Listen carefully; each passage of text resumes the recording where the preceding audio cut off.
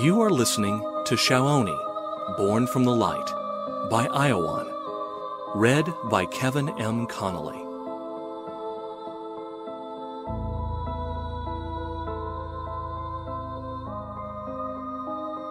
Chapter 24. The Wisdom of a Million Books. The inspiration of a songwriter, the muse of the artist, the sudden insight of a scientist.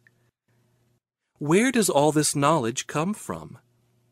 Inspiration, insight, inner knowledge, a muse, a guide, a wizard. What if they were all the same? What if there was only one source?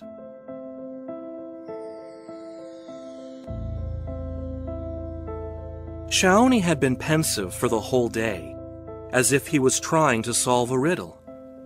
He had been so occupied that he had tripped several times over the stones that were unevenly spread over the path they were walking on.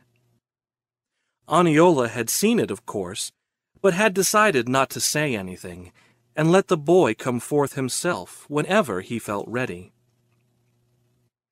A couple of months had gone by since Shaoni had first met the wizard, and he remembered well the day that Aniola had first told him about the wizard within, and then later about his guides, and about the energies all around.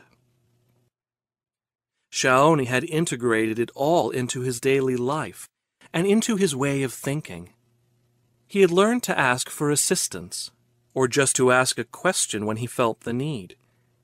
He knew how to listen to the answers of his heart, or to the answers as and when they came, sometimes immediately, sometimes a few days later, sometimes in a dream, but most often as an insight or an event crossing his path the next day.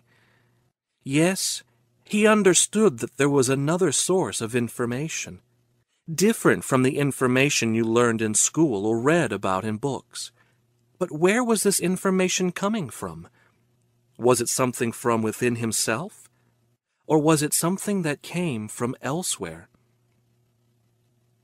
Aniola? Shaoni had decided to ask the wizard's opinion on the matter. Yes, Aniola replied, as if surprised that Shaoni was about to ask him a question. Shaoni was too absorbed in his own thoughts to notice the wizard's wit. He just went on to tell Aniola what had been playing on in his mind. So you wonder where the knowing comes from? Well, rather than tell you, the wizard replied, let me show you, so that you can judge for yourself.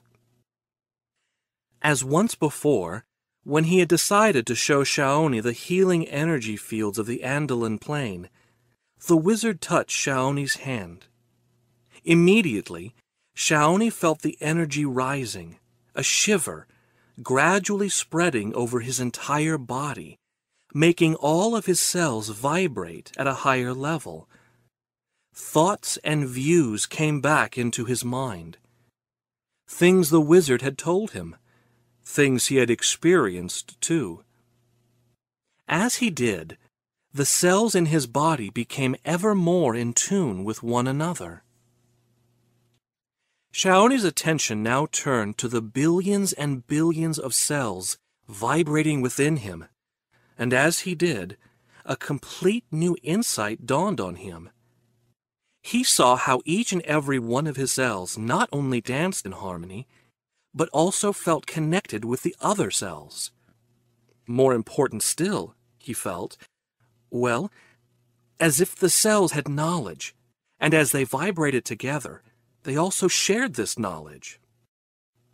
As if this was the moment of insight that Aniola had been waiting for, Shaoni suddenly found himself projected into the Andalan Plain again. Shaoni was surprised. What he saw didn't correspond with what he had seen the last time he was here. Back then, he had seen colors and light shapes in an ever-changing dance of energy. What he was looking at now was, although the same in essence, completely different. The shapes he saw now seemed to be more defined, human-like even. Not that he saw beings with arms and legs. Still, he could clearly feel these shapes to be entities.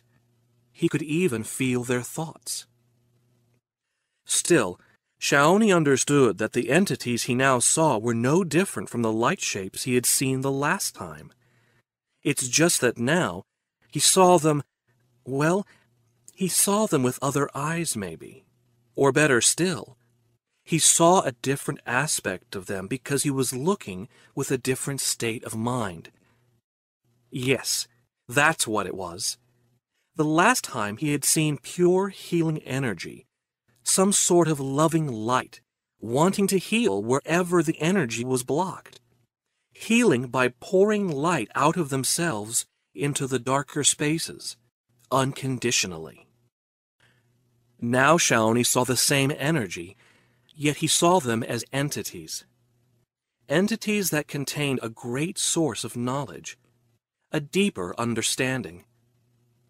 Shaoni could feel how the knowledge of these entities was unclouded. This was pure knowledge, basic knowledge, not confused by pain or judgment, not diminished by any selfish intention.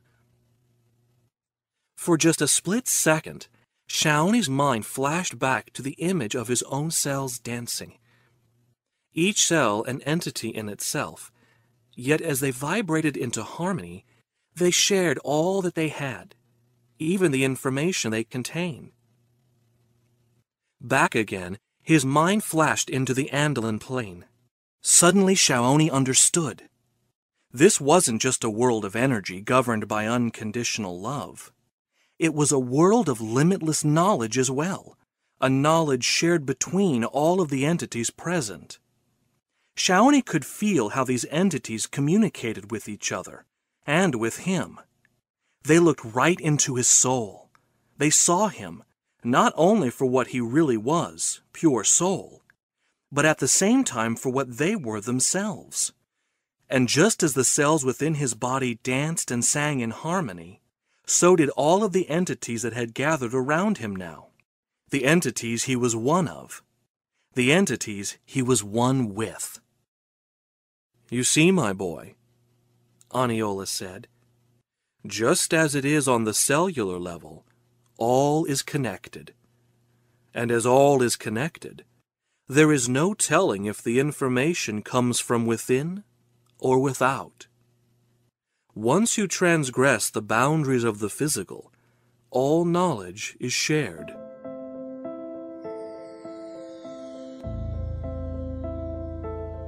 Later that evening, the wizard came up to the boy and said, "Tonight, my boy, just before falling asleep, go to your center. Then, when the mind has gone quiet and you can truly feel the inner silence, the rest, the deeper joy, then, my boy, from within your innermost self, and without expecting anything specific, open yourself up to the knowledge you have seen today. Don't try to listen with your mind, but rather just feel. Observe what you feel from within. Do not ask for help or advice. Do not ask any questions. Just feel and realize. All this is yours." "What do you mean?" Shaoni asked. "What do you mean by, all this is yours?"